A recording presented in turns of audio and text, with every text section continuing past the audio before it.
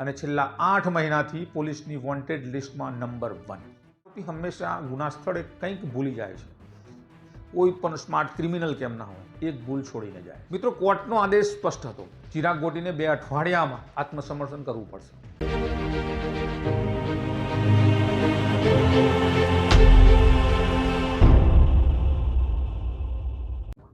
નમસ્કાર મિત્રો, તમારું સ્વાગત છે ધ ટ્રેન્ડિંગ ટોકના ગુજરાતી પ્લેલિસ્ટમાં.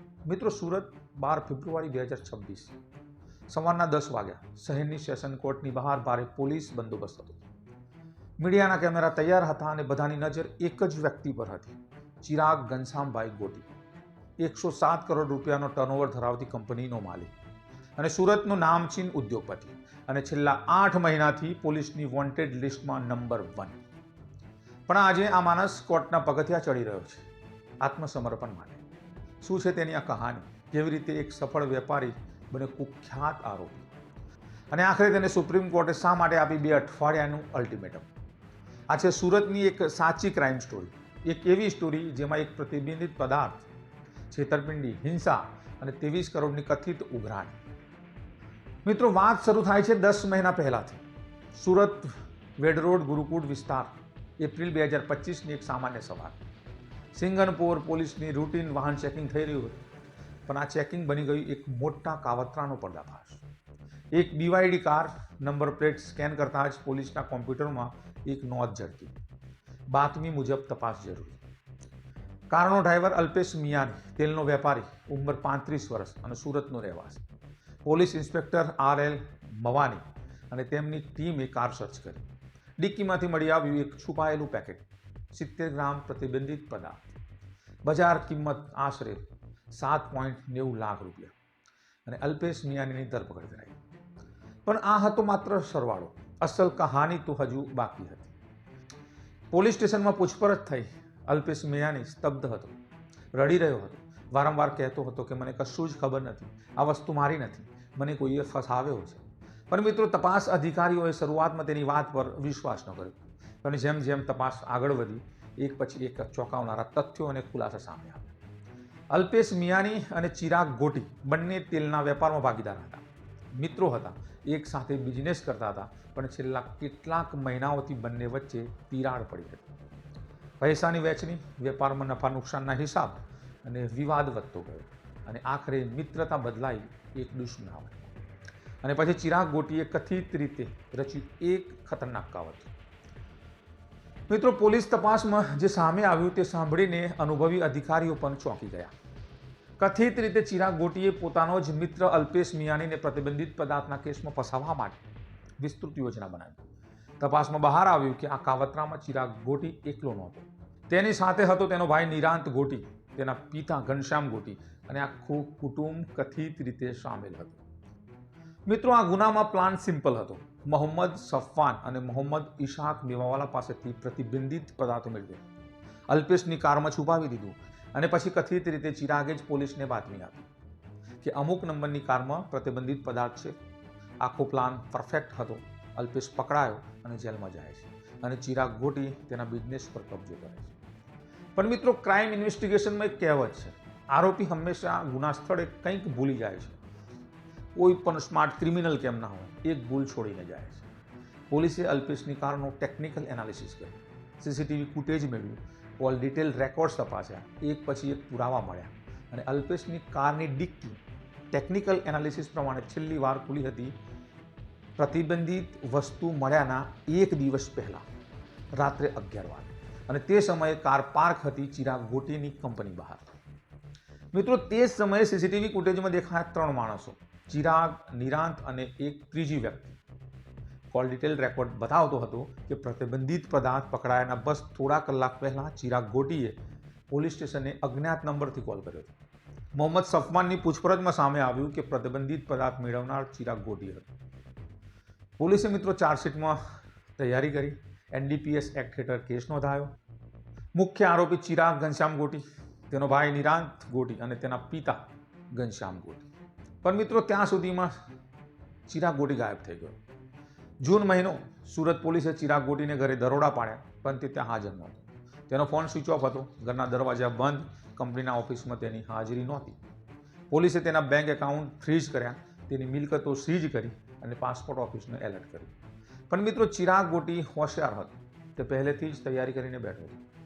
તપાસ બાદમાં બહાર આવ્યું કે ભારતની સરહદ પાર કરી ચૂક્યો હતો અને તે પહોંચી ગયો હતો નેપાળ. કાઠમંડુ, પોખરા અને વિવિધ શહેરોમાં અલગ અલગ હોટલમાં રોકાતો, નકલી દસ્તાવેજો સાથે છુપાતો ફરતો હતો. પણ મિત્રો સુરત પોલીસે રેડ કોર્નર નોટિસ જારી કરેલી, ઇન્ટરપોલની મદદ લીધી, પરંતુ ચિરાગ હંમેશા એક ડગલું આગળ રહ્યો. પણ આ દરમિયાન સુરતમાં ચિરાગ ગોટીના વધારાના આરોપો બહાર આવવા લાગ્યા. અનેક હિંસાના આરોપો, અનેક વિડીયો વાયરલ થયા જે સીધા સાદા લોકોને ધમકાવતો હોય, મારતો હોય, નિર્દય રીતે તાલિબાનીથી. પણ મિત્રો જેમ જેમ તપાસ આગળ વધી, ચિરાગ ગોટીના વધુ કથિત ગુનાઓ પ્રકાશમાં આવતા ગયા. લોકો બહાર આવીને ખુલ્લામાં બોલતા થયા.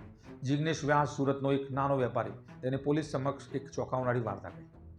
તેને જણાવ્યું કે કથિત રીતે ચિરાગ ગોટીએ તેની પાસેથી કુલ 23 કરોડ રૂપિયા લીધા હતા. વાત આમ હતી, જિગ્નેશે હિતેશ મકવાણા પાસેથી હીરાની ડીલ કરી હતી. સિક્યુરિટી માટે તેને ચિરાગ ગોટીને કેટલાક પ્લોટ આપ્યા હતા. ચિરાગ વચેટિયો હતો, મધ્યસ્થી હતો, પણ પછી કથિત રીતે ચિરાગે જિગ્નેશને બોલાવ્યો, તેના પર હુમલો કર્યો, શારીરિક હિંસા કરી અને હથિયાર બતાવી જીવલેણ ધમકી આપી અને બધા પ્લોટ પોતાના નામે કરાવી દીધા.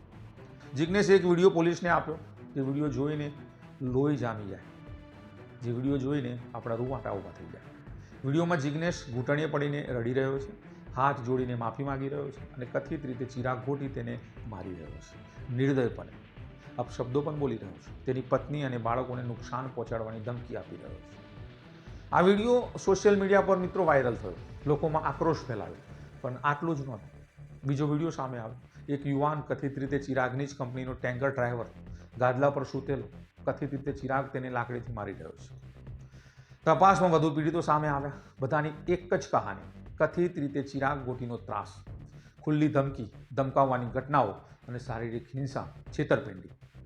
પોલીસે આ ગુનાઓની પણ એફઆઈઆર નોંધી. છેતરપિંડી, ધમકી, હુમલો, લાયસન્સ વગરની ગન રાખવી, આ બધી જ કલમો લાગુ પડી. અને અંતે મિત્રો ચિરાગ ગોટી સુરતનો સૌથી વોન્ટેડ આરોપી બની ગયો. આ બધું ચાલી જ રહ્યું હતું મિત્રો, ત્યારે ચિરાગનો ભાઈ નિરાંત ગોટી કોર્ટમાં આગોતરા જામીન માટે અરજી કરે છે. પહેલો રાઉન્ડ સુરત સેશન કોર્ટે જામીન અરજી ફગાવી. બીજો રાઉન્ડ ગુજરાત હાઈકોર્ટે ફરીથી જામીન અરજી ફગાવી. અને ત્રીજો round supreme court of India. 2026ની જાન્યુઆરી, નવી દિલ્હી સુપ્રીમ કોર્ટના કોર્ટરૂમમાં સુનાવણી શરૂ થઈ. ચિરાગનો વકીલ દલીલ કરે છે કે તેના ક્લાયન્ટ સામે પુરાવાનો અભાવ છે, તો આ કેસ એક રાજકીય પીડિત છે, તેને ફસાવવામાં આવ્યો છે. પરંતુ મિત્રો સરકારી પક્ષના વકીલે કોર્ટ સમક્ષ રજૂઆતો કરી. સીસીટીવી ફૂટેજ, કોલ રેકોર્ડ્સ, સાક્ષીઓની જુબાની અને સૌથી મહત્વનું મોહમ્મદ સફવાનનું કબૂલનામું. સુપ્રીમ કોર્ટે પુરાવાઓને જોયા અને પછી આવ્યો એક ઐતિહાસિક આદેશ. કોર્ટે ચિરાગ ગોટીને માસ્ટર માઇન્ડ જાહેર કર્યું અને કહ્યું કે આ વ્યક્તિ છેલ્લા 8 મહિનાથી ભાગી રહ્યો છે, જે તેની કથિત અપરાધિતા દર્શાવે છે. મિત્રો કોર્ટનો આદેશ સ્પષ્ટ હતો, ચિરાગ ગોટીને 2 અઠવાડિયામાં આત્મસમર્પણ કરવું પડશે, નહીં તો વધુ કડક કાર્યવાહી થશે. અને નિરાંતને થોડો સમય મળ્યો કાયદાકીય, પણ મુખ્ય આરોપીને કોઈ રાહત ના મળી. મિત્રો અંતે 12 ફેબ્રુઆરી 2026 સુરત સેશન કોર્ટ. સવારના 10 વાગ્યા. ભારે પોલીસ બંદોબસ્ત, મીડિયાની ભીડ, વકીલો અને પબ્લિક પ્રોસિક્યુટર અને કોર્ટના અધિકારીઓ બધા તૈયાર. અને પછી એક કાર આવીને રોકાઈ. તેમાંથી ઉતર્યો ચિરાગ ઘનશ્યામ ગોટી, 107 કરોડની કંપનીનો માલિક. પણ આજે તે એક આરોપી હતો. કોર્ટના હોલમાં પ્રવેશ કર્યો, ન્યાયાધીશ સમક્ષ હાજર થયો, તેના વકીલે કાગળો રજૂ કર્યા. કોર્ટનો આદેશ હતો મિત્રો કે પોલીસ રિમાન્ડ. ચિરાગ ગોટીને સુરત ક્રાઇમ બ્રાન્ચના કસ્ટડીમાં મોકલાયો અને 8 મહિનાની ભાગદોડ પછી કુખ્યાત આરોપી ગિરફમાં આવ્યો. પણ મિત્રો પ્રશ્ન એ છે કે કેમ, શા માટે એક બિઝનેસમેન બન્યો આરોપી? ક્રાઇમ સાયકોલોજિસ્ટ કહે છે કે ચિરાગ ગોટીની વાર્તા પાવર કરપ્શન સિન્ડ્રોમનું ઉદાહરણ છે.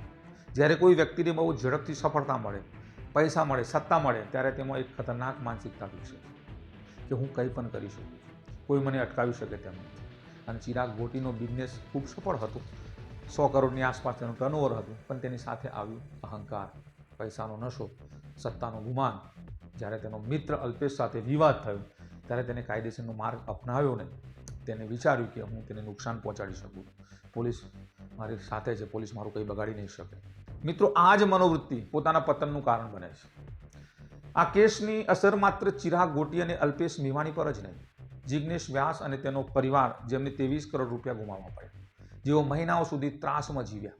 અને સૌથી મહત્વનું, સુરત શહેરની છબી, એક સમયે હીરા અને કાપડનું વેપારનું કેન્દ્ર, આજે પ્રતિબંધિત પદાર્થના કેસ અને કથિત ગુનાહિત પ્રવૃત્તિઓમાં. અને સમાચાર હવે મિત્રો, પોલીસ કસ્ટડીમાં ચિરાગ ગોટીની સઘન પૂછપરછ થઈ રહી છે. પોલીસ પાસે પ્રશ્નો છે. નેપાળમાં તે કોની પાસે હતો, તે કોણે અને આર્થિક મદદ કરી, શું આ પ્રતિબંધિત પદાર્થના નેટવર્કમાં બીજા કોઈ મોટા માથાઓ સામેલ છે કે નહીં, 23 કરોડની કથિત ઉઘરાણીના પૈસા ક્યાં ગયા. CID ક્રાઇમ બ્રાન્ચ, NDPS અને સાયબર સેલ બધા તપાસમાં સામેલ છે. કોર્ટમાં આગામી સુનાવણી 5 દિવસ પછી છે. ત્યારે નક્કી થશે કે ચિરાગને જ્યુડિશિયલ કસ્ટડી મોકલવી કે પોલીસ રિમાન્ડ લંબાવવી.